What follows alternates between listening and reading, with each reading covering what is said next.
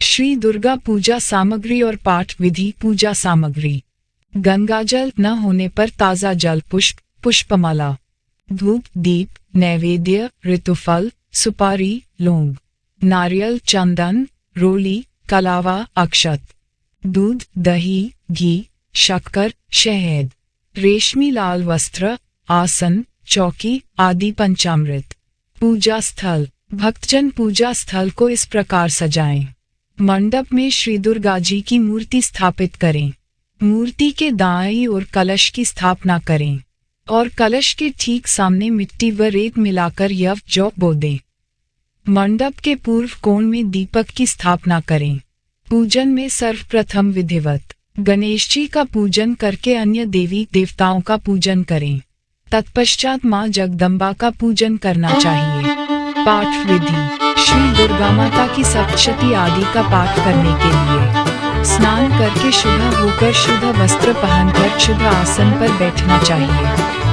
उनका आसन श्रेष्ठ है। मन भी शुद्ध होना चाहिए और किसी के प्रति बुरी भावना नहीं होनी चाहिए। नवरात्र में 9 दिन तक ब्रह्मचर्य का पालन करना चाहिए।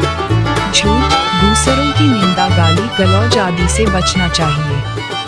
नास्तिकों, दुष्टों व ब्राह्मणों से द्वेष रखने वालों का संग नहीं करना चाहिए। दिन में सोना भी वर्जित है। काम, क्रोध, लोभ, मोह आदि से बचना चाहिए। माता दुर्गा की मूर्ति या चित्र को किसी ऊंचे स्थान पर पट्टे आदि पर लाल कपड़ा बिछाकर रखकर विधिपूर्वक पूजा करनी चाहिए। सप्तशती का पाठ न तो जल्दी जल्दी करना चाहिए और न ही बहुत धीरे धीरे। पाठ बोलकर करना चाहिए, न कि मन में। पाठ स्पष्ट रूप से करना चाहिए। पाठ करते समय एक ही आसन से निश्चित हो अचल होकर बैठना चाहिए।